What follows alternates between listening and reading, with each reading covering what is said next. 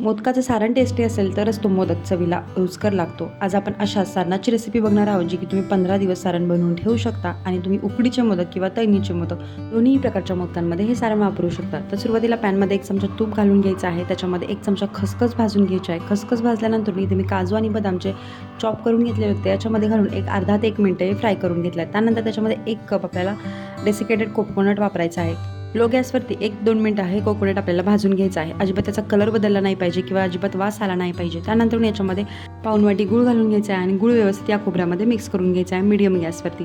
हे सारण तयार करताना गॅसची फ्लेम जी आहे ती मीडियम टू लोच ठेवायची आहे. 2 ते 3 मिनिटं सारणामध्ये व्यवस्थित गूळ परतून झाल्यानंतर याच्यामध्ये 1 चमचा वेलची पूड घालायची आहे. वेलची पूड घातल्यानंतर गॅस बंद करून घ्यायचा आणि व्यवस्थित सारण मिक्स करून घ्यायचं.